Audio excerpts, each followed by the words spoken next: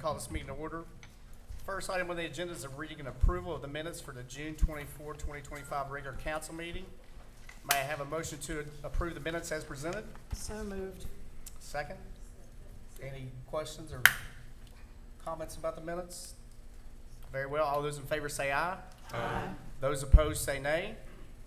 Okay, minutes are approved. Thank you, council. So we switched it up at this time, and we're going to go straight to public comments or move that up the agenda.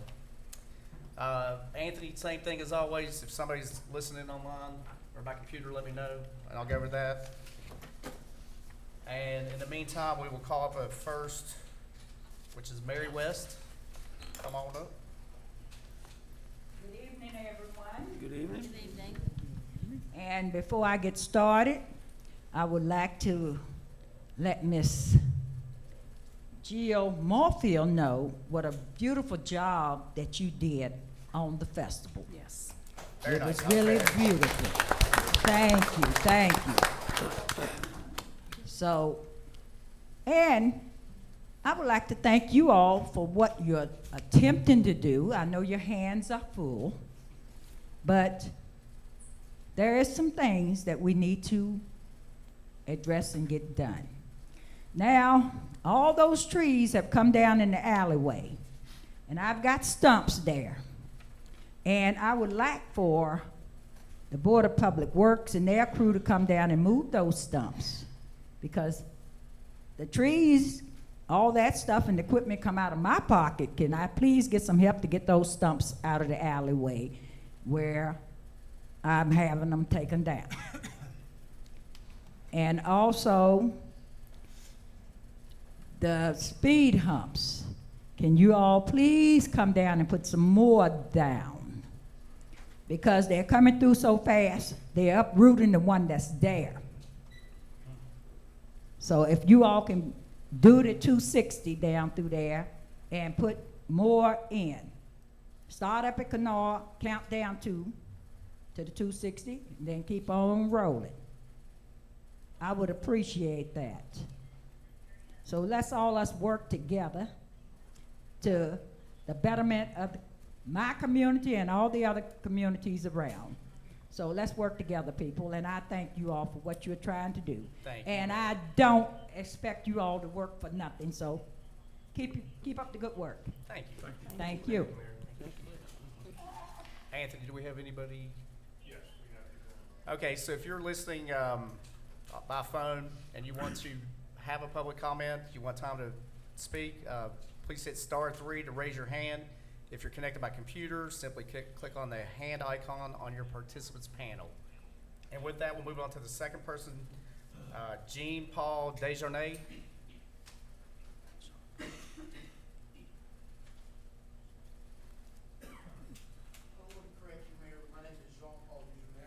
John Paul. I am That's the tricky. the superintendent at Beckley Correctional Center that's located behind the Jackie Withrow Hospital. And I should have done this about a year ago.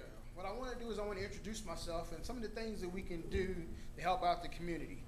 A couple months ago, I was reached out to by a delegate and also one of your city councilwoman, Janine Bullock, about helping clean some of the streets in Beckley and around Beckley. And we provide, what happens is when we get offenders, they have to complete so many hours of community service before they're allowed to go out and work in the community. And some of the streets that we're going to continue doing right now is Eisenhower Drive, Robert C. Byrd, Harper Road, as well as the bypass. We're going to continue doing those roads up at least until about October of this year. So if you have a cemetery, if you have a church that needs some help, you please reach out to us. The number that you can call us at is 304-256-6780. When you call me, just give me a little bit of time to get the crew together also, because we provide a lot of workers for a lot of people also. I provide workers for Public Works right now also. So thank you very much. Thank you. Good stuff. Thank you very much. Christina Bazin.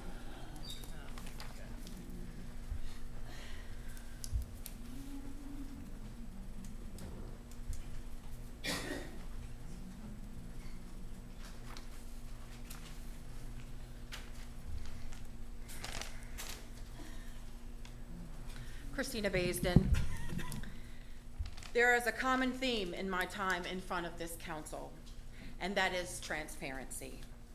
There are multiple steps that you could have collectively taken to improve your relationship with your constituents and to ensure that we have an open government that encourages participation.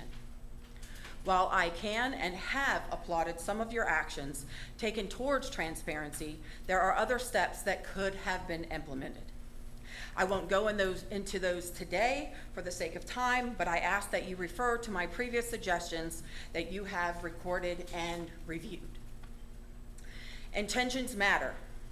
There are members of this council that insisted the change of the County Board of Education meeting was not an attempt to cause conflict with this meeting or the Board of Education meeting, but rather to make life easier for city staff. I'm sure it will come to no surprise to any of you that people do not believe this narrative. Believe it or don't, it changes nothing. What has changed is the ability to talk to our elected officials in a clear, concise, and direct way at city council meetings, to ask questions and to get a response. It started with the implementation of the Open Meetings Act rule you have imposed upon us, which is unlawful. Your intention to address this issue alone is enough to discourage residents from even trying to speak to you. I don't know how that doesn't bother any of you. There was a comment made about me several council meetings ago as to, quote unquote, how I am intimidating people to come to city council meetings with their grievances. No, this agenda is the deterrent. Why waste their time coming here when they are just participating in a monologue? This is not what we voted for. Now we have yet another hurdle, public comments being moved to the first item on the agenda. What is the excuse this time? So now if someone has a public comment or question about today's agenda or today's decisions or today's vote, they will now have to wait 2 weeks to address it? As I mentioned earlier, intent matters, and this one is blatantly and painfully obvious. Where is the justification for such a move? And I do not believe that there is an adequate one. The word chaos has mistakenly been used to describe me and my work that I do. I am not chaos, but it's easier to shoot the messenger than it is to do the heavy lifting required to move the city forward, isn't it? Hard decisions about what is best for the city residents are repeatedly traded in backdoor deals using unethical methods, and not one of you have stood against it privately, in executive sessions, or here publicly. This agenda change is just another example of this. Luckily, it doesn't change or it doesn't cost us $6 million in taxpayer funds. Happy 1-year anniversary. Appreciate that. Danielle Stewart.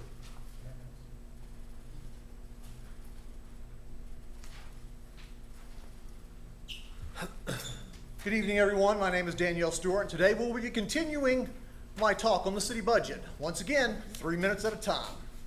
This time, looking at Parks and Recreation. The handout I have given you is the Parks and Recreation income and expense from 2019 through 2024 the city submitted to the State Auditor's Office and posted on the opengov.gov website. Please note as we begin that there was no budget for Parks and Recreation in FY 2024, which I think we've all mentioned before. In 2019, Parks and Recs lost $1.82 million in 1 year.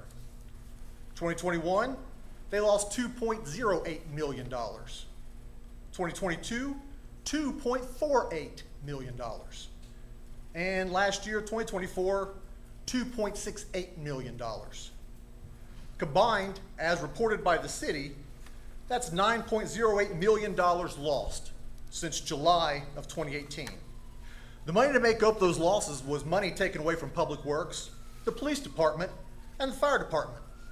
Everyone suffers for your country club, most of all the residents of Beckley. And let me frame this another way for you. When you go and eat your $10 lunch there, you're not actually eating a $10 lunch.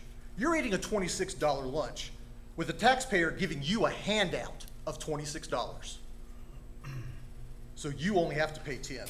That $28 round of golf really costs $73, but the taxpayers put foot in the rest of the bill for your enjoyment. Heck of a scam, if you ask me. Will you give me $50 for every $30 I buy for groceries? People want to talk about welfare queens. Well, here you go. Welfare kings and queens living it up at the country club on taxpayer dime. So remember, as you are thanking the city for the great meals and venue, that you look in this camera and you thank the taxpayer for paying for you to have that, because you aren't paying for it. On to the lack of budget for FY 2024, I encourage City Council to take a hard look at State Code 11-8-26, which I attached, which states in general that no money may be expended that isn't authorized. This body did not authorize any expenditures for Parks and Recreation in 2024. Therefore, any expense towards Parks and Recreation was an unauthorized expense. 30 seconds. I also encourage you, I didn't get it printed out, but take a hard look at West Virginia Code 6-6-1 under neglect of duty and incompetence. And while you're there, also look at the criminal code for officials found in neglect of duty and incompetence and who can file charges. $9 million. Your police will come over here and tell you what they're doing for addiction. Why don't you support them with some of that? All right, next up, Shalene Farhart.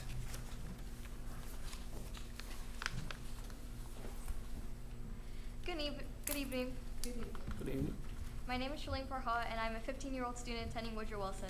Today, I want to share my vision for downtown Beckley and how I believe it would benefit both our economy and our community. I visited downtown several times for events like Thanksgiving Parade, Bill Withers Festival, and the Rhododendron Festival. These events bring people together, and I've noticed something important. When streets are temporarily closed for pedestrians, downtown feels more alive. It makes me wonder what downtown would look like if we made this permanent. A street typically is a place designed for people, pedestrians, and cyclists, and businesses. It's where art and culture thrives. A road, on the other hand, is meant for cars to get from point A to point B quickly. Downtown Beckley streets are a mix of both, which creates problems. They are narrow and car-heavy with little space for pedestrians to comfortably walk.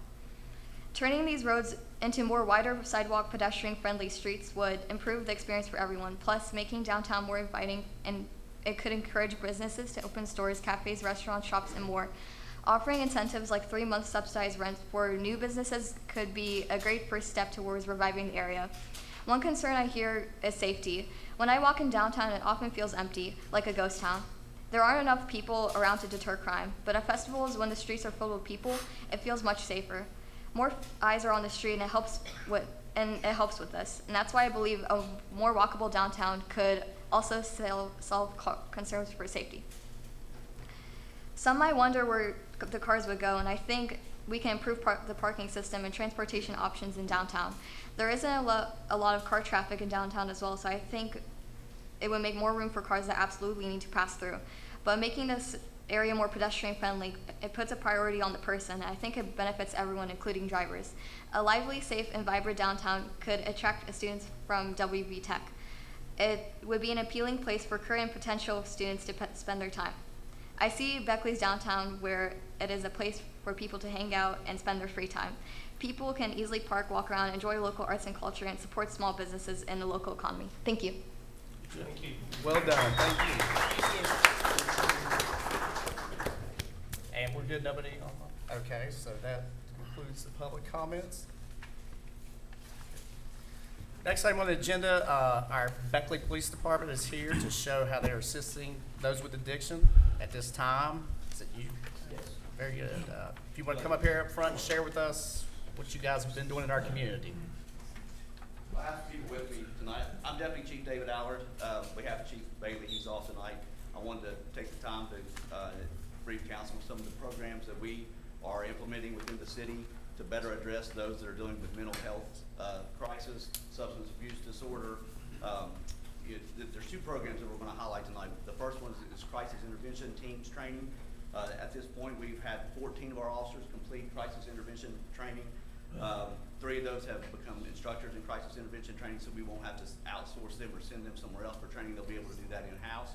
Our goal is to have crisis intervention trained officers on each shift of each rank, spread throughout the department within each division.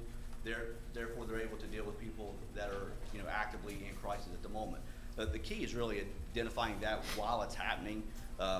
the quicker we can identify that someone is dealing with crisis, a mental health issue, we're able to de-escalate that situation. We're able to offer them resources. We've learned through this process that we can't ever arrest our way out of this situation, whether it's substance abuse addiction, mental health crisis. There's really not a way for us to solve that without bringing other people to bear. So what is crisis intervention training? It's also referred to as CIT. It's a specialized program designed to improve the way law enforcement responds to individuals in behavioral health crisis. It's built on a partnership model between law enforcement, mental health professionals, advocacy groups, and community stakeholders.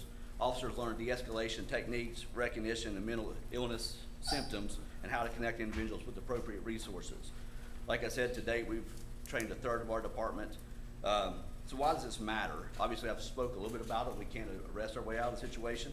But what we also know is that it increases safety for everybody involved. It decreases reduces the use of force that officers are using on a daily basis, which obviously the city should be happy about. Our officers are able to handle these and de-escalate the situation instead of and causing an escalation. It reduces emergency room visits and repeat calls for service. So Corporal Sweetser here is one of our crisis intervention officers. He is one of the instructors. So I'm gonna let him give a brief few examples of some of the work that he's been doing, some of the work that the crisis intervention team's been doing. So Corporal Sweetser, Beckley PD, all y'all should know me by now. So while being a part of the CIT, I have actually, my use of forces have went down. I have assisted in people going to rehabs. One of my best stories outside of the addiction is I dealt with a female who was suicidal. She was in the middle of Beckley walking into traffic, and I actually got her a bed into Southern Highlands using the programs that I've learned while participating in CIT. Like Deputy Chief said, it's not just about arresting your way out of things. You can get to the source of the problem driving down the trail, seeing somebody that has some issues. We learn how to talk to them, different ways to approach them. We have people we can call right away to help get them into beds, get them set up with rehabs programs, anything that they can need, get them fed. But also at the same time, we've also been working with the magistrate's office and stuff like that, to when we do have to arrest them, we can do the aftercare. Once they're in the jail, we can already get them beds set up to where they could leave the jail and go to a facility and continue getting help. So they still get punished for the crimes they commit, but then they also get the help they need. Good job. Thank you. The next program I'm excited to talk about is something that I was very passionate about. It was brought to me by Sergeant Hudnall and Lieutenant Dave Beckley. It's the Police and Peers program. So this is something that Chief Beckley and I started looking at, I think, last October. We'd done a study on it. We talked to departments throughout the state that were part of this program or a similar program. We talked to Wheeling, to Summersville, to Charleston, to Buchanan. Those are agencies that have had this established program for the last several years. From that, I was introduced to Tyson and Travis and Heather that we have here today. I think Travis is going to come up and give us a presentation of what the Police and Peers program is. It's a program by West Virginia Sober Living. I won't steal any of his thunder, but these people are amazing. I think some of them may share some of their life experiences. They're all recovering addicts that have been in long-term recovery that are now working to get people off the streets. Like I said, this is something that we have to work in partnership with our community. So if you want to come up, Travis. Travis, sorry. To a T's. It was confusing for me too. We had all T's for a little while. Having a Heather's nice because they're not all in the same email chain. But my name's Travis Teets. I'm a Police and Peers Coordinator with West Virginia Sober Living Solutions, and we operate a pilot program that was initiated by SAMHSA, and it was honored to the West Virginia Office of Drug Control Policy, which was then issued to us. So we've established an alliance with law enforcement agencies across now Raleigh County being the 6th county. We're embedded in 6 different counties with over 17 different police forces to embed a state-certified peer recovery support specialist to those departments. And they are designed to offer direct line of treatment access for substance use disorder, but we also provide a number of different resources. To give you a little background, I'm a person in long-term recovery. So I was once addicted to opioids, 10, 12 years of my life, incarcerated a few times. It was not an easy thing to get out of, and I had to find support. I tried to get clean a number of times by myself, go to NA meetings. It just didn't stick. I couldn't seem to keep on track. Once I found a peer recovery support specialist that was willing to call me every couple Tuesdays, say, hey Travis, how you doing? What can I do for you today? Having someone that cared about me, and it was off-putting at first because they're strangers, you know. I don't know this guy on the phone, but he seems to care. I don't have anything else to lose, why not trust them? They guided me through my early stages of recovery. They got me into a long-term treatment bed. They got me into sober living after that. After a year and a half of sustained recovery, they said, hey, we think you might be a good peer. You ever consider helping other people? Sure, why not? How do I do it? You take a class. So they got me enrolled into the classes. I've been clean and sober of all mind and mood altering substances for over 4.5 years, coming up on 5, and it wouldn't be possible without that support. Multiple years with someone just calling and saying, hey Travis, how you doing? And that's what we can do. So really, I'll tell you, I work in Morgantown. That's where my office is located. I grew up in Preston County, the next county over. I partied a lot in Morgantown, and now walking the same streets and being able to provide some kind of support to those individuals that are struggling is an honor of mine. When I come into Beckley, though, I saw it in every region that we've been in. In Summersville, where Tyson first started, or in Fayetteville, and now in Summersville, and then in Beckley. When I come through these towns, I see, city council men and women, community members that care about their community. They live here, they want to support it, they want to make it better. How do we do that? We hope that embedding this peer within the police department, they'll be our outreach workers. They'll go out and say, hey, we have someone here that can get you a direct line of service and streamline the whole process. So I won't take up too much of your time, but this is kind of how our operation works. It's an innovative approach to forging a powerful alliance between law enforcement and the Office of Drug Control Policy for substance use service providers. There's the wonderful, majestic beard of Tyson a couple years ago, I think, at Fayetteville. It's gotten a lot better since. It's a federally funded initiative through SAMHSA through 2026. So it's at no cost to any of the jurisdictions that we provide it to. Here's a recent picture of Heather in the park. I was taking the picture on that rainy day, so I'm not in it. It's probably a good thing. What we offer, though, is kind of diversion and deflection. Those are two different models, right? Deflection is we can show up on the scene when the officer's there and deflect that person away from criminal justice, so it saves your taxpayers, the court system, everyone. Diversion, on the other hand, is like the officer stated, they need to go to court and be processed, and then we can offer those treatment resources after they atone for their crimes. Usually, to have a deflection, it's got to be simple possession, trespassing, pretty minor charges before that's even an option. But diversion programs have been proven to reduce recidivism and the likelihood of repeating criminal offenses. These programs can reduce the number of days spent in jails, hospital stays, total criminal legal system costs. How it works, we minimize contact. So our program aims to minimize the contact with the criminal legal system to deflect and divert individuals away from arrest, prosecution, and incarceration to proven evidence-based treatment methods. We want to target the root cause, which is typically their substance use disorder, but we also aim to try to provide resources for the holistic care of someone. What does success mean to each individual? Whether they're having food or housing insecurities, a lack of education resources, we do a lot of job placements and work with Workforce for West Virginia, and then unmet mental health needs. The Police and Peers Coach will provide connections to quality treatment providers, substance use education and counseling services, connections to job skills and training, connections to housing and food, and education providers, and then support throughout the client's journey. We have the ability to stay with someone for up to 2 years. So like I said, we aim to get that 12-month mark where people usually have more success in sobriety. We'll go all the way up to 2 years to stick with a client. The goals is to reduce the workload of first responders. I know when I was out running from these guys, I wasn't asking them for help. They were the last people I was going to say, hey, I got a drug problem, I need to go to treatment. But we also know the burden that substance use takes on the community, right? As the earlier presenter said, we want our streets to feel safe, welcoming, clean. In order to do that, our law enforcement officers have to do a lot of things that probably don't fall in the purview of their cadet training. And we want them to get back to police work.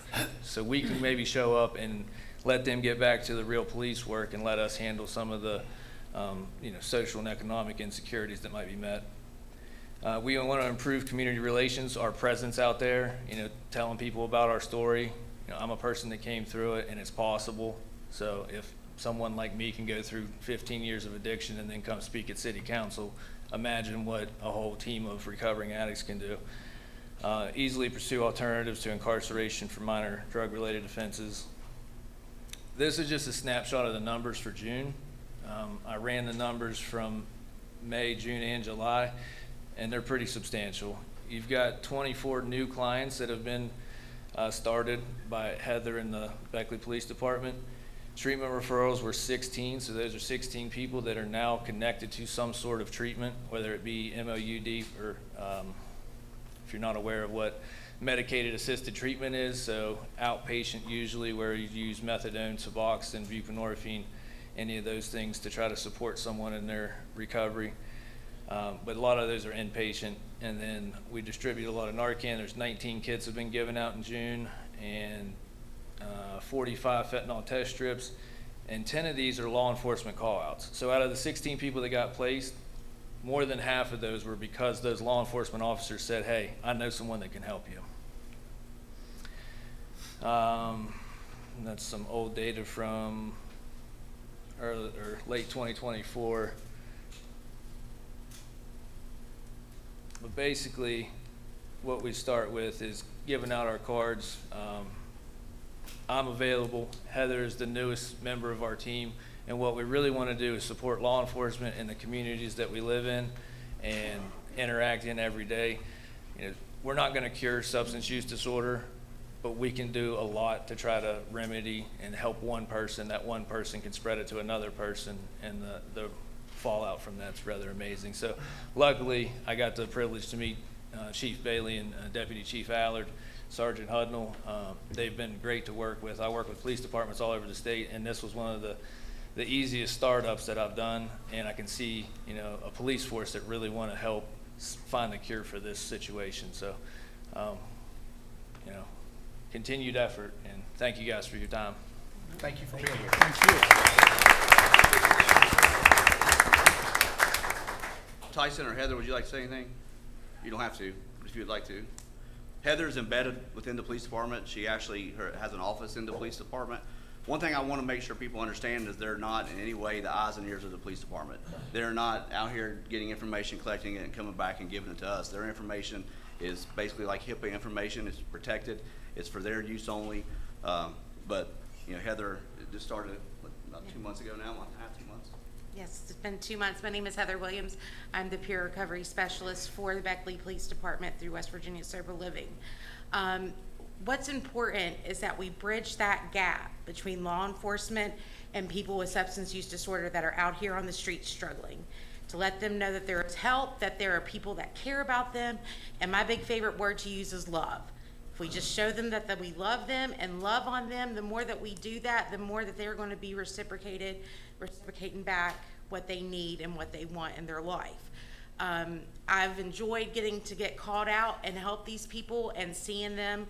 I've already had some success stories of them already continuing sober living after their 28-day treatment because they knew that they needed something more, that they can build their life upon. They're able to get jobs. They'll be able to reunify with their children, with their families. build that trust back. And that's what we need to build in the community, is the trust between law enforcement and people with substance use addiction, that we're here to help them and not judge them, not stigmatize, and not put them in a corner or in the box, or just sit there and be like, let's put them in jail and think that that's going to cure and fix everything, because it doesn't, because they're getting the same things out on the streets that they are in jail. If they really want to get help, it is here for it to be provided. I do have my cards. I would like to hand them out to each and every one of you so that you have that information and are able to contact with me. If anybody is struggling with substance use disorder, they can call me day or night. I am there to help. So thank you.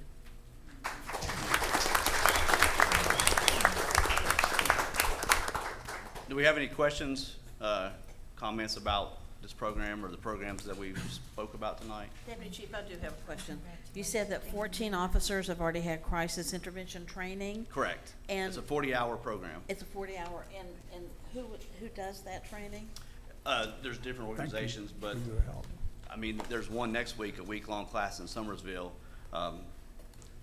What organization actually covers it? I mean, Southern Highlands. And track on. Southern, okay. Yeah. Southern Highlands, okay. I know a lot of Manon with, Yeah. well, I can't remember the agency she's with. She's who first met us and introduced me to that program. So our goal is to get, all officers through the program. It's just, it doesn't cost money. The program itself is free. Obviously, we pay the travel, we pay the food and things like that when we send them to training. Does West Virginia Sober Living, do you have any association or with the community criminal justice boards or day report centers in those counties? Do you all work with them? So it is a whole of justice approach. So, we've taken them, they've met the day report people, they've met the public defenders, they've met the prosecutors, they've met the magistrates. So we've, tried to make sure everyone understands what the goal is. And again, it's not to get someone off from that has committed a crime. It's to give other options, because we know that so many times it's not putting a person in jail, they get back out, it's just a never-ending cycle. Right. So this gives people the option, at least, something different. Very promising. Thank you for sharing your stories, and thank you for bringing this to Beckley. Our community in Raleigh County certainly needs this, and hopefully other cities will replicate what we're doing. So kudos to everybody. Sorry, Sharon. That's all. How many people with substance abuse that you encounter here in our community are receptive to this, or how many of them? I think don't have it's a any process. interest? It takes time. Yeah, I'm sure it takes more than 1 to 10. They can probably tell you better than I, because they're the ones doing the work. Right. And that's one thing, I would say, is they're not sitting in the office waiting for a police officer to call. They said, Right. Out of the 18 referrals, 10 of those came from policemen, but they're actually out there on the streets, going to Sheetz, McDonald's, walking uptown to the statue, anywhere people are congregating, Sure. and they're talking to them, they're giving them options. If we have any encampments that we had some up on Harper Road recently, we called, and they came up there, spoke with those people. So, they're out doing the work. When our officers encounter it, they're able to identify the people that they think should be deferred that way, given that option, and they contact them also. Any other questions? Well, I appreciate you guys' time. Thank And you. for you for sharing your story. I appreciate you being here. All right, next up is brief comments from council members and city manager. And again, just in a discussion, just something that you would maybe like to see on a future agenda or workshop, or something positive, maybe negative, that happened in the community. Councilwoman Bullock, we'll start with you. Okay, thank you, Mayor. The first thing I have is the annual convention of the West Virginia State Conference of Branches of the NAACP will take place August the 8th and 9th. And it will be held at Heart of God Ministries, and Bishop Fred T. Sims will be the speaker for that evening on August the 8th. And I do have tickets, and if anyone is interested in attending, the tickets are $40.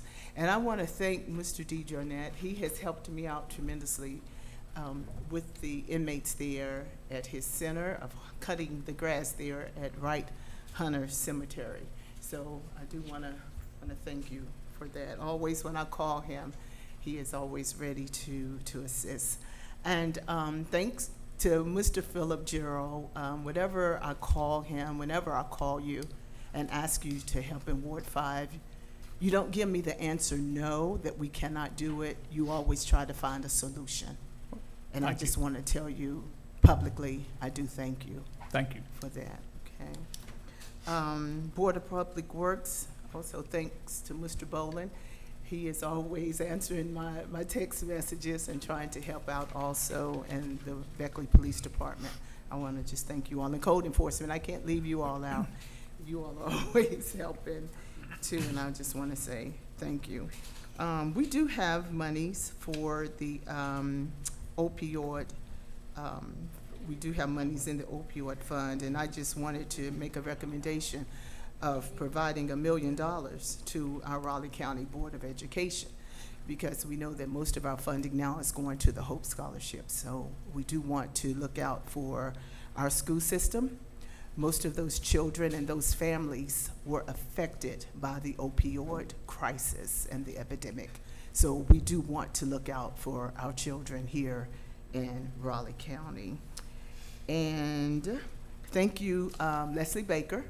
Pawnee Oaks had their reunion at Black Night this past Saturday, and you and your staff were just exceptional, and we do want to thank you all. And I know Alva Edwards-Hayes is thanking you also for your patience with her during this time. So we just want to say thank you. That's all I have. Thank you.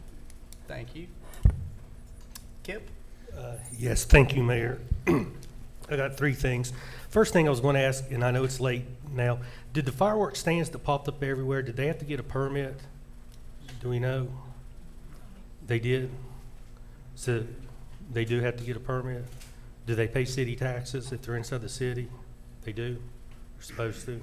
Supposed to, yeah. Okay, I was just wondering, they haven't bought fireworks in forever, so I just was going around driving, seeing all these tents everywhere. So did they get a permit? I hope they're paying the city or Yeah. giving us something. So they Okay. start with a code enforcement permit, and then after code enforcement processes them, then they come through Okay. the B&O department for a city license. All Yes. right, thank you, Jessica. Mhm. Another thing is, it's good the peer people are here. I was gonna bring this up anyway. On my job, one of my jobs, I had to, somebody got sick and I covered their midnight shift. And I was on Harper Road 2 Fridays ago at 11 to midnight, and I was shocked at the people up on Harper Road. We say downtown Beckley has a problem. Harper Road's got a problem up there. At that late at night, I was shocked. I was absolutely, yes. Yeah, I was absolutely shocked. And then the last thing, Mr. File, I'm glad to see you're still here after the last council meeting, getting beat up by public comments. You got my support 100%, and I'm glad to see you stuck around with thick skin. Thank you. Thank you. Thank you, Kip. Frank? Yes, first I'd like to thank Mr. Downey at Code Enforcement. You came by my house, I had a situation there, and that's been taken care of. The house there on Saunders Avenue, also, it's being taken care of. There's a lot of houses I'm driving around now just being torn down, and I surely appreciate you. Leslie, I appreciate you and the pool over there. And I had so many comments about the pool and your staff, because when you have over 400 and 500 kids in that pool in any given day, it takes a good staff to do that. Public Works, what can I say? Y'all doing an outstanding job. Chief, not Chief Belly, right? I'm playing a part of Chief Bailey. I didn't mean to call you that, I'm sorry. But I appreciate y'all, because y'all doing some patrolling over in my neighborhood, not only in my neighborhood, but the city of Beckley itself. Because whenever you see patrol, that not necessarily would curb all the things gonna happen, but it sure help. Fire department, I appreciate y'all. In other words, I'm gonna appreciate y'all, all the staff, because it seemed like we are beginning to gel, click, and don't get me wrong, we're gonna have our difference. But the only way to work out the difference is more communication. And Mr. Fowler and Mr. Gerald, I appreciate y'all too. Thank you. And Common Council, I appreciate y'all. Because Fifi stopped, but I just appreciate it. I mean, it's been good. It's been good. Is that him? Yes, sir. Go ahead. I don't know what to say. He's taken care of about everything. I would like to say, though, that we were starting a tent community down at the end of Woodlawn, and I went by the police department to tell them, and they'd already been there. So that just tickled me to death, because it had been brought, several residents had been tracking it. So I hope we can keep the people from building or putting their tents down there, because it might end up like Harper Road, and I would hate that because it's a very nice neighborhood.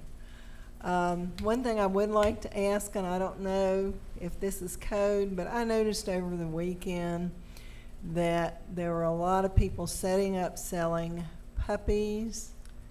Do they have to get a license or anything to sell these puppies out at the shopping center? It really distresses me, because a lot of times these animals will end up having problems because they've been inbred, and people don't know that. They're paying good money, and I just don't think it's a good look for us to let it continue, and I don't think it's a good look for the poor animals or the people that are just trying to make money. And it seems to be becoming more frequent too. Like it used to be just. I mean, they had golden retriever puppies that were absolutely gorgeous. You know, you want to stop and get one. If I didn't have so many fur balls, I would think about it. But I just, I don't know if those dogs have been vetted, but I do think we ought to look at doing some kind of ordinance on that. And not only that, but just anybody that sets up a tent down there to sell things. They dump cats down there, they give them away for free, they don't charge for them. But I would like to see something, done on that. Other than that, everybody does do a great job here. Thank you. Natalie? Well, I'm going to reiterate what Nancy just said, because I got a phone call from a local rescuer, and she wanted to know if we couldn't do something about these people. Those poor puppies are out on that asphalt in an open cage when it's hot. We really do need to look into that. I want to thank all of the departments, because I think I've had to call every one of you the past 2 weeks for some reason or other, and somebody always answers and always attends to the needs.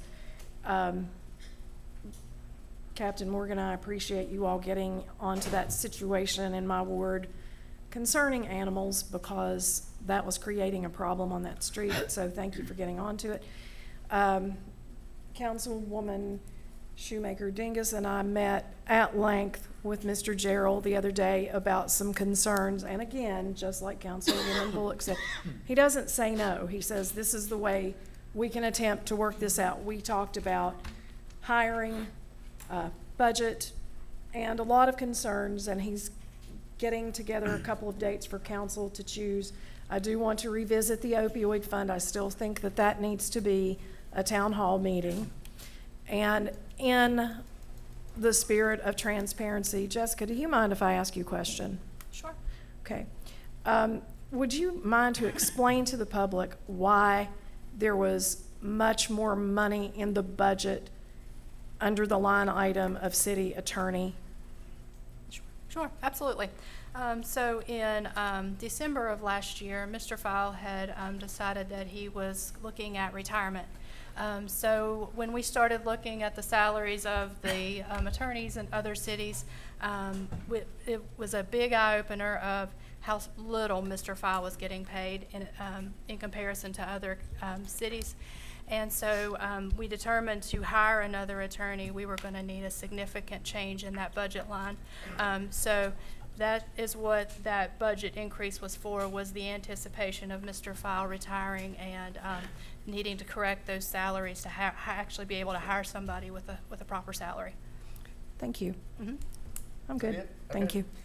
So Saturday I was able to go to, at least for a little bit, to the Bill Withers Music Festival. Had a great time, lots of bands there, enjoyed talking to people, but Mary West has already talked about that, so I'll move on to, I want to say to the lady from Woodrow Wilson that came up here and was brave enough to speak, that we had some from the cross country, they got up and spoke, and it makes me feel good. And we want to listen to what you want to see in your city. I mean, it's your city. So I appreciate you for coming up and doing that.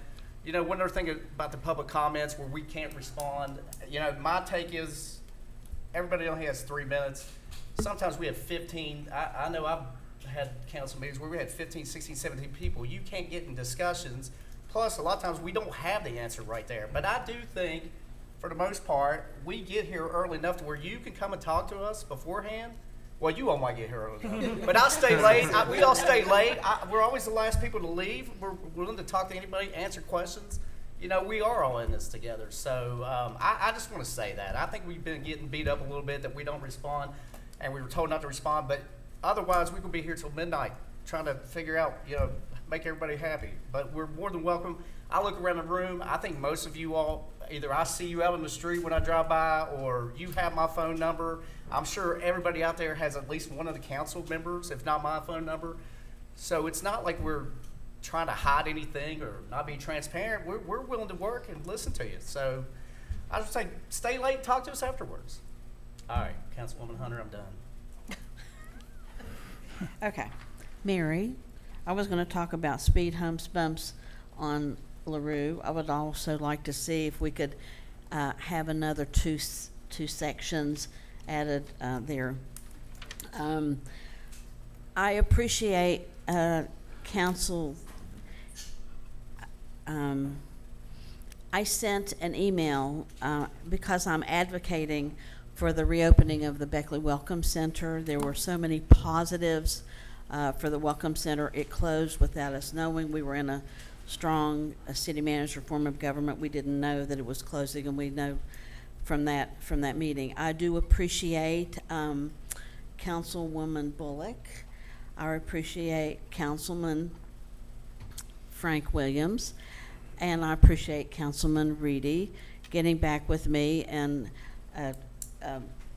Councilwoman Coots acknowledged the email. We also had a beautifully written advocacy from Michelle Rodolini, the CEO of the Beckley Raleigh County Chamber of Commerce, talking about the importance of having the Welcome Center. It's in a major thoroughfare. I appreciate that Vicki Webb had a conversation with interim city manager Phil Gerald. Phil, thank you so much for visiting that.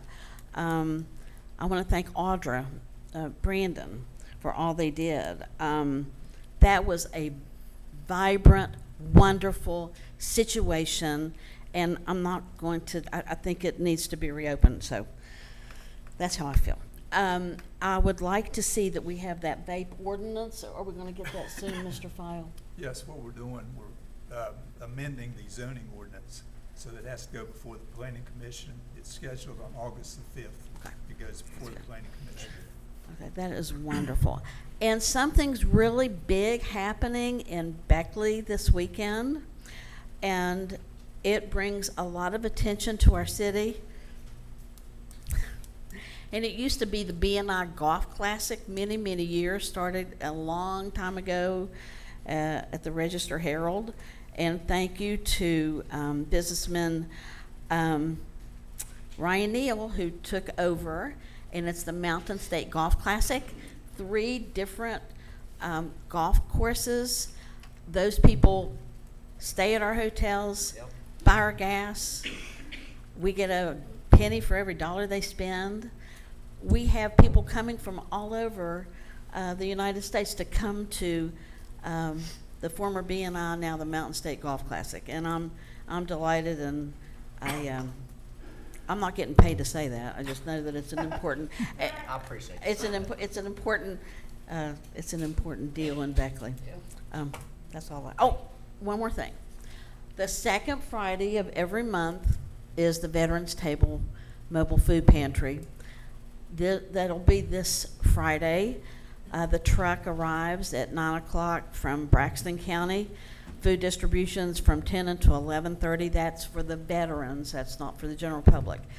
I cannot tell you how many times the associates at Mountaineer Food Bank talk about how wonderful it is to have the Epling Stadium.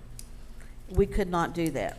375 veterans are lined up all the way around the perimeter with 4 lanes of traffic getting food. Also cat food and dog food. So, thank you. Thank you, everybody that's volunteering. That's all I have, sorry. Very good. Cody? Usually I get to this point, I feel like everybody stole my thunder, but y'all didn't do it today. Big thing. I don't know. Yeah, but no, What you gonna say? Big thing is this weekend, I mean, I enjoyed the fireworks show that we put on. My church, Faith Community, had opened up the parking lot, and we had a nice gathering there, and watched the city fireworks. And then the following night, there was a big fireworks show at Epling Stadium, and you know, talking about what the Eplings have done and continue to do in our community is huge, and we really appreciate the Eplings on way different, you know, levels on what all their involvement throughout the city is. But I thought this was a great 4th of July weekend. It seemed like it was, you know, kind of, it was Friday, Saturday, and it was all spread out. So I want to give thank you to everybody that set those events up. My next thing was, Leslie, do we have any update on the New River Pool? I know we had that meeting when, you know, we gave ideas and stuff about maybe like transitioning into it. Is that still going on? Well, we got the earmark. Okay. And we've gone over the first hurdle. So now it will actually be, is it on? We've gone over the first hurdle. We put in the earmark. Go ahead. Oh, you got it? Then there's a fly. He just wanted to fly. Oh, I thought he was telling me that he had it written down. We did do that, and we've, you know, very excited about the first hurdle. Now it'll be put in the budget, but we all know, you know, you have to say that what happened last year, we had several things in the earmark last year, and of course, the current administration took all those things away. But it is for a new pool, the development of the new pool, and also that piece of property, West Virginia Paving. We hope to be able to, that's part of that as well. That is an eyesore. They're not using it anymore. We've wanted it for a long time to be able to expand down at Public Works and as well at parking lots and different things that we need at the exhibition coal mine. It's now in the county, but it would be such an asset because we also own that other piece of property right there. And it's to my understanding that Jeremiah Johnson at the Sanitary Board could go down there as well. And I don't know if you all are aware, but every time we get a substantial rain, it floods down there. So we could do so much if we get that earmark. But yes, we have the basic plans. We did the feasibility study. We kind of know, of course, as we move forward and when we know for sure that we're going to get the earmark, we will definitely have some open meetings. But we know pretty much what the community wants because when we did that survey, we got a great response. Yeah, we had a good crowd here that night. That's a little bit over a year ago. And kind of just throughout the summer made me think about what we did last It's just going to be such a heavy lift that we knew without some type of federal and state help, we would never be able to do it ourselves. And there still could be a part of it that we would have to bond out. Don't know about the financial aspect of it. This particular grant that was written, we do not need any match though, so that's awesome. Great. Okay, thank you on that. And then, the last thing I have is, you know, Ms. Hunter brought up the Welcome Center, and I kind of talked to Mr. Gerald about this over the weekend on the idea that I kind of had, and I kind of think that if we move, you know, maybe Beckley Events and, you know, Mitch's department down there and let them kind of run that building, and then you can still have your brochures and stuff, but then we're not having the extra cost of having employees, but you have, you know, the storage in the back, because I know Jill, I'm sure, has a bunch of, you know, signs and stuff like that. It would be perfect with those garage, easy accessible for the events, and then also, you know, having Mitch there would kind of keep the bike route up without us having to spend $60,000-$80,000 on a one-way out-of-town welcome center. I know that was kind of a problem every time, you know, it got brought up when it was open about the location of it, but maybe we can use the funding that we're already spending to fill that building, but then also still give the same, you know, bike rentals and then also the same suggestions. And that's kind of what, you know, I was giving response to in the emails of, you know, I think we have to do it whatever's the safest financially, and then also, you know, giving the options to the citizens. So I think that was maybe an option maybe we could look at, and then we're not spending extra money because those employees are already on staff. But that's all I have. Good stuff. Mr. Gerald? Okay, first of all, I always thank my staff. Without them, I couldn't do what I do, all right? Also like to thank the council. But especially, I hope everyone had a good good July the 4th. Oh, I'm really off. But Jill, I want to thank you for the fireworks. I also want to thank you for the DJ at the event. And we have some other events this month that Jill wanted me to mention. The monthly Sunset Full Moon Group Walk with Active Southern West Virginia on the McManus Trail will be on Thursday, July the 10th at 7 p.m. Also, Fridays in the Park will continue through August. Thanks to West Virginia Tech, we have parking across the street. You can utilize their parking lot, so that's very beneficial. The second Saturday with Downtown Pulse is taking place Saturday, July the 12th. And if you noticed as you was driving up by the police station, there's a new mural going onto the wall at Word Park. So it's very beautiful, and I sat there and watched them do part of it, and it was very difficult because when they put the cement on, it just dried. It was so hot. It just dried, so they had to peel the cement back off and do those types of things. But anyway, if you drive by there, it's a very nice art exhibit. Uptown Farmers Market at the Beckley Intermodal Gateway. It will open at the Bill Withers Plaza, and it's open from July the 14th, and it's open Mondays, Wednesdays, and Fridays from 3 o'clock to 5:30. So your farmers market will be there. We are working with the Beck's Arts Festival Committee on events to take place on July the 25th through the 27th. So we got a lot going on in the city of Beckley. So I also want to put out for the Department of Public Works, we are now grinding on Northwestern Avenue. We're going to do a little bit of paving there.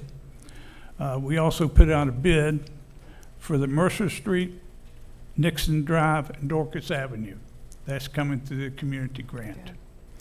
As soon as I get with the sanitation department and the water company to see if they've finished their work on Urt Avenue, we will certainly bid that out. But until the water company is finished, we can't do that. We also have a FEMA project on that street also.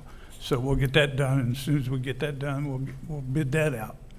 But and I want to thank the Raleigh County Board of Education for donating some playground equipment that we're currently installing on Barber Avenue Park. So I want to give them a thumbs up. So that's all I got. Okay. Appreciate it. Very good. There's no old business, so we'll move on to new business. And next up is the award of bids for removal and installation of roofs on fire stations 1 and 2. Mayor, I'm sorry. I should have written this down. Can I say one thing? Make it quick. Make it quick. I swear I will put us on the 3-minute clock. I'm sorry. I thought I had written it down, but if you all get an opportunity, ride down South Fayette and look at the beautiful flower garden. It's across the street from Stratton Elementary. Yes. Vicki Webb and volunteers went there and just made that very beautiful. So I just wanted to give kudos to Vicki Webb for doing that for us. Thank you. Okay. Sorry. No, you're good. You know. You know I'm getting old. So, like I said, award of bids for removal and installation. Excuse me, Mayor. I'm just kidding. Right? We'll never get through this thing, man. Roofs on fire station 1 and 2. I'm gonna turn it over to Council at Large Reedy. Do what you gotta do. Yeah, we received 2 different bids on these roofing, and after discussing with Chief Thompson and Donnie Morgan about it, and we have come to wanting to make a motion for Fry Roofing at $118,485 to do both. That's a combination of doing both projects. We have done a lot of work with Fry in the past, and you're looking at me weird, but that's what they came to the conclusion of. Mr. Gerald, is that the same notes you have?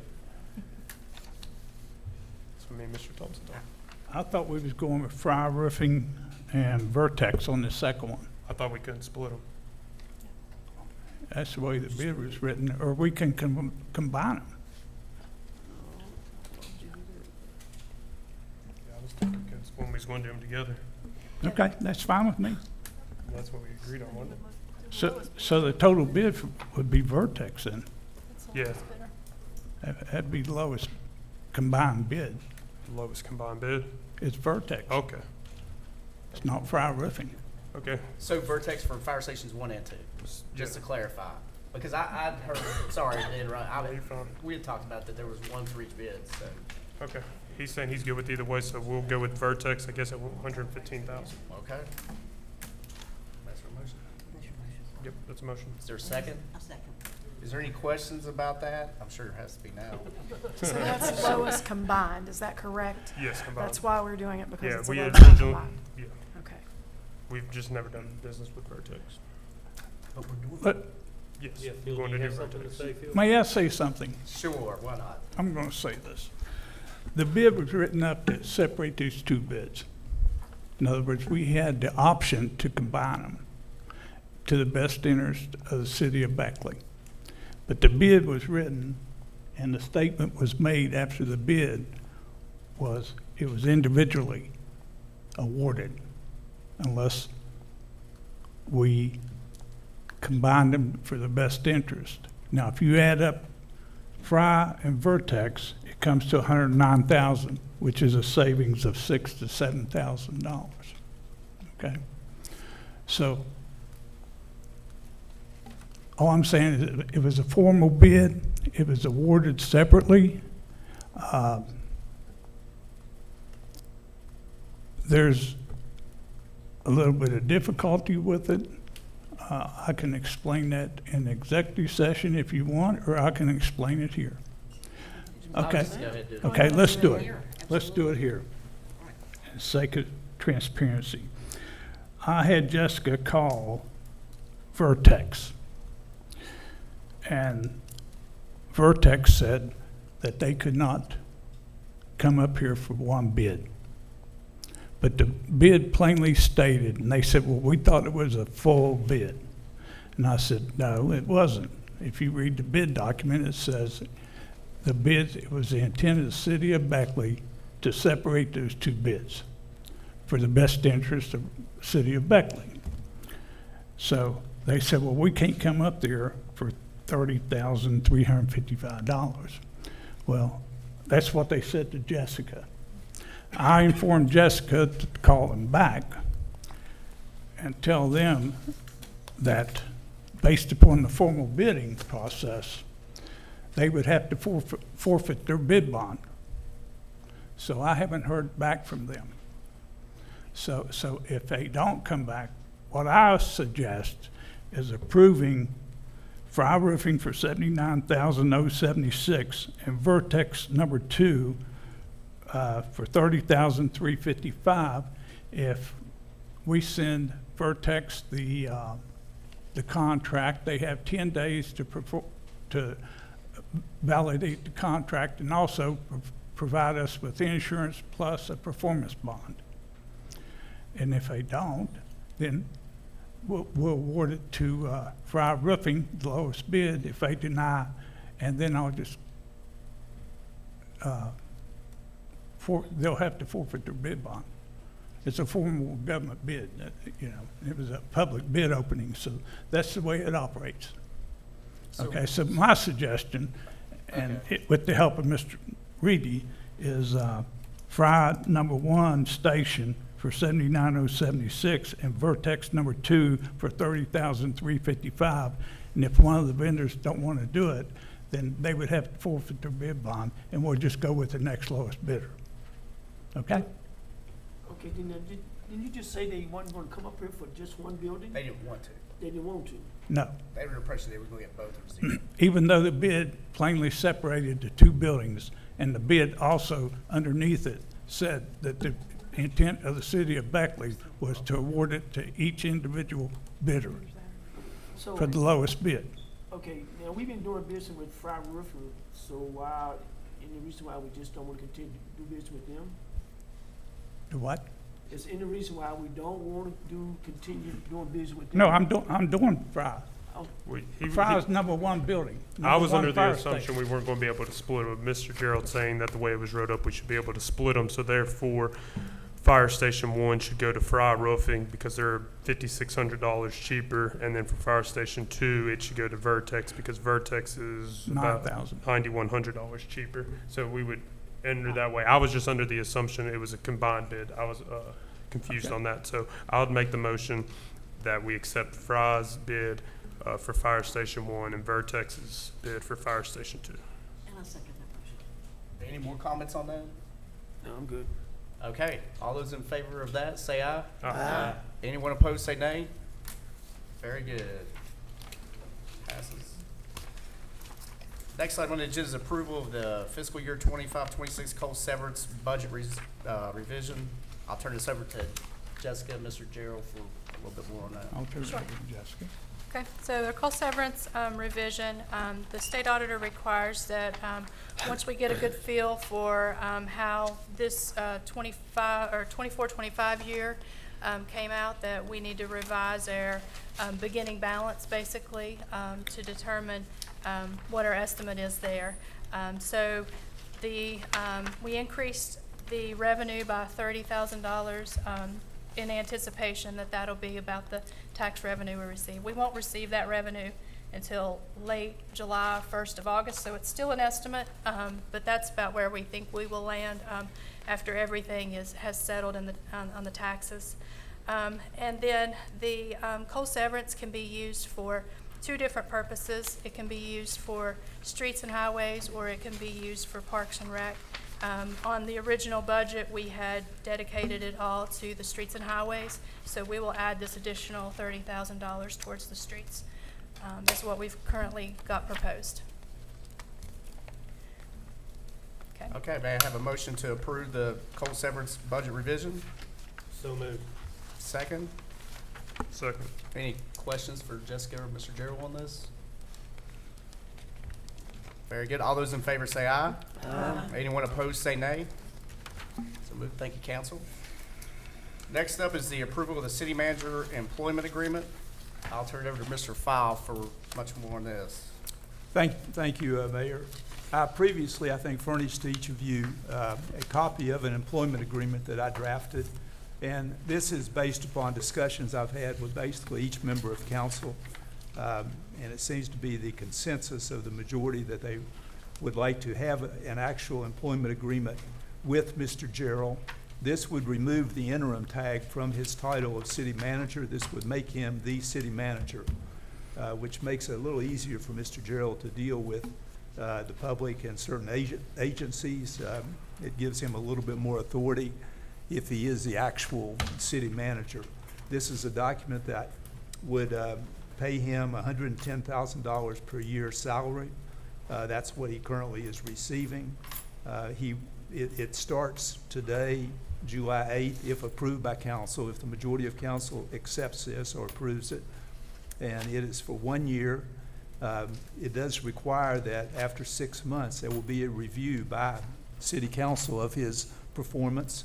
And city council will be asked to set some goals and objectives for Mr. Gerald to work toward. And so this is basically a 1 year contract, but it will be up for review. After 6 months, his performance will be up for review. Mr. Gerald has indicated to me that, and I have asked him that he would accept this position if offered. And this would make him the city manager effective upon approval by council if that should occur tonight. And it's a pretty simple contract. The one thing it does do, it does provide him with severance pay if once approved. If he leaves, he would be entitled, unless he resigns on his own, he would be entitled to 1 month severance pay. So, and also it does provide him with 2 weeks of accrued vacation, which is fairly standard for professionals when they accept positions. So that is what basically the terms are. I would ask that each of you, if you've had an opportunity to review the employment agreement, if you have questions, I'd be glad to answer them. If not, it would require a motion and a second and a vote by council to approve this 1 year contract, which will be subject to a 6 month review. Mayor, I'll turn that back to you. With that, may I have a motion to approve the city manager employment agreement as presented? So move. Second? Second. Does anybody have any questions about any of this? You require no insurance, is that right, Mr. Gerald? You have your own insurance? I thought so, okay. Anything else? Okay, all in favor say aye. Anyone opposed say nay. So moved. Thank you, council. Next up, executive session. We are going, Yes. may I have a motion to enter to executive session? So move. May I have a second? All in favor say aye. Anyone opposed say nay. All right. We'll be quick. That's my promise to you, Captain Morgan. We'll be quick. Yeah, right. I'm serious about the 3-minute comment. We'll put Right? I can do it. I mean, that was unusually long. Most times, 2 or 3 don't even speak. You can go down there for a day, go to Friday. I don't think it needs to be open all the time. Don, tell Jeannie that cat tore me up. But it is gonna be fixed on Thursday. It's become much sweeter, but the first day I tried to take it out, and I mean, it ripped my hand up. We had a little talk, and I said, you're gonna have to do better than that. But Oriel's gonna go be fixed, and yeah, she'll be fine. She just wants out with the rest of the cats. They're all fixed, and I can't. Well, plus I got them that are getting up in the suspended ceiling. She gets up there, I've lost it. Yeah, I had one that stayed here for a minute.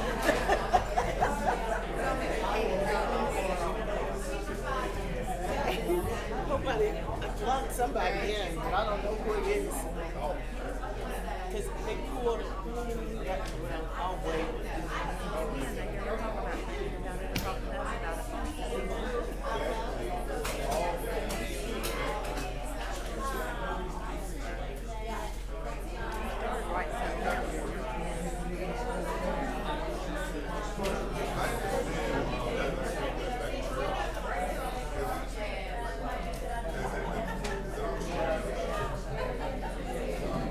That would be a good place for peer recovery, wouldn't it?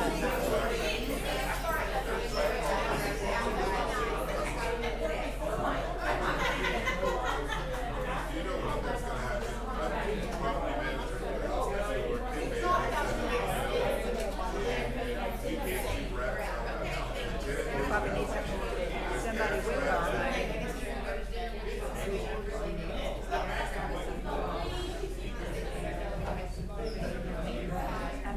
I mean, that's putting them right by the bus station, right by the trail, or down where they see a big problem. Okay.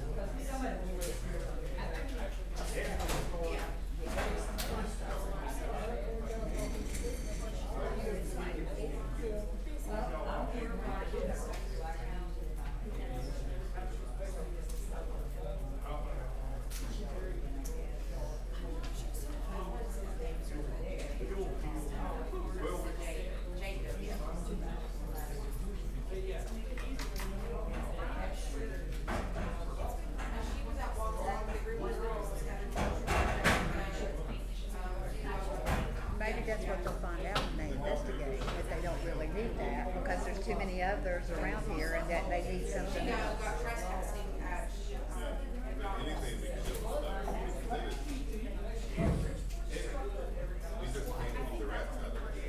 Oh, yeah, well, they'll find that out. That's the whole purpose of getting them to do this study.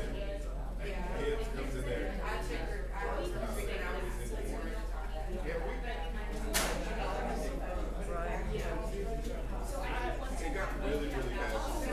Like, for the past 2 years, I had to do like rat treatment every like 2 or 3 times a year. But now, I mean, they are so big, cats, rats, chocolate, and they're live trapping them out of And maybe they suggest what would work.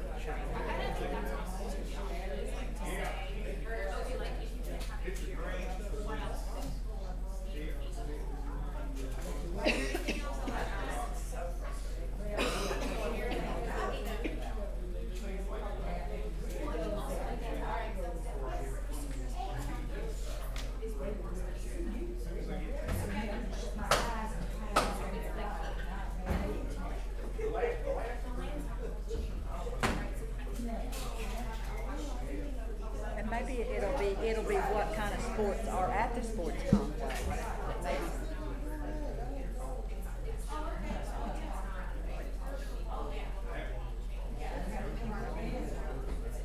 Well, that's what she said.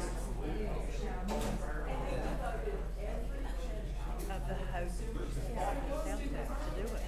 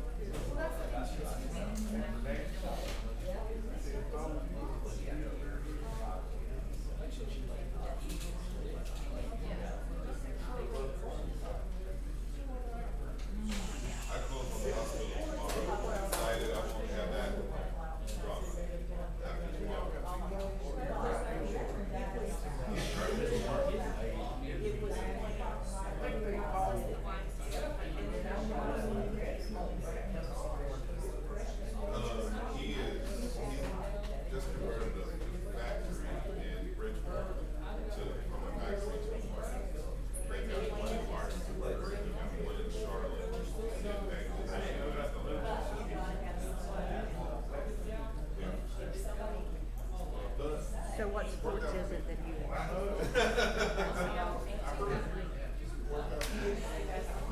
So you're looking for an indoor basketball season?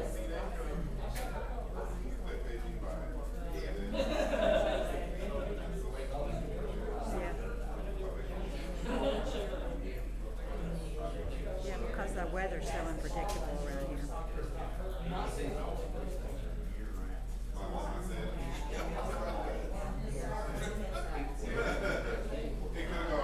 So is there a free weekend open that we could fit in?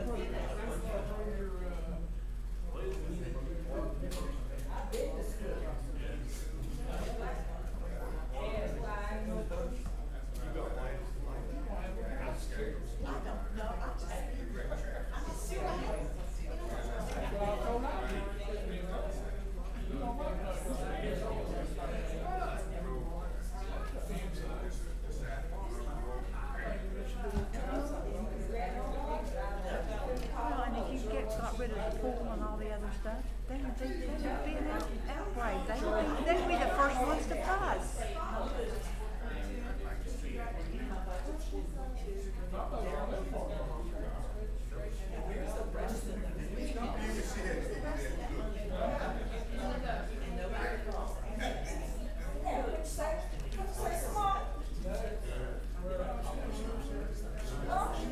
Well, yeah, because you all work together on communication.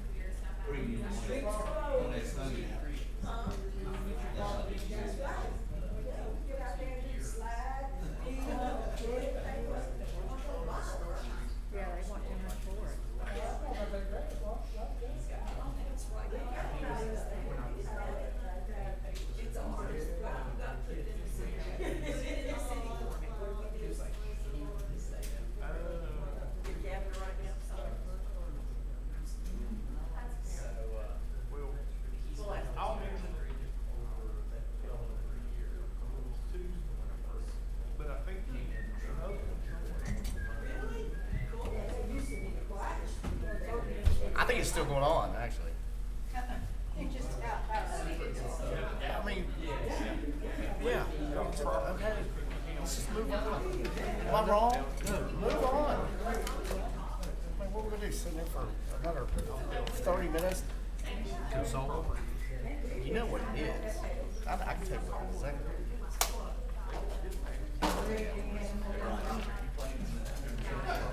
Gary Thompson, what are you playing? So, I was out there Saturday, and my brother Aaron's like, he is playing. And we was talking to Kyle, and he's like, we can get Brian to play with you this year. And I was like, okay. But Jimmy Lilly, I had to call him. Aaron's like, just call Jimmy Lilly to make sure he's going to play. I'm sure he's cool with it. I called Jimmy, he was like, oh, 100%. We won last year when they're flying. He's like, I'm 100% in. Who'd you play with last year? Oh, you didn't play? Whatever.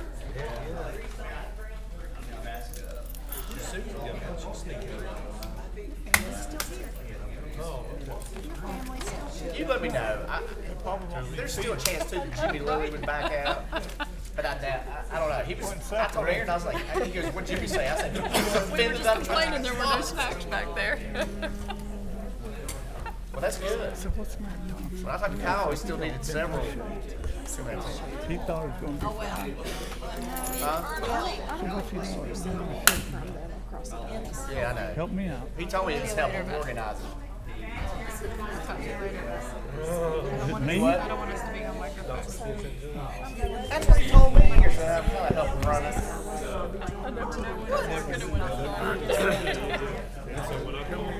Well, you would know. Wasn't Gary on the committee too? No. But he's not on it this year. I know. You're okay. No, I can't say. Everybody, so, but, All right, ready? As always in executive session, a few things were discussed, but there were no votes taken. With that, may I have a motion to enter or exit out of executive session, enter back into regular session? So moved. Second? Second. All those in favor say aye. Aye. Anyone opposed say nay. Okay, to adjourn, may I have a motion to adjourn? So moved. Second?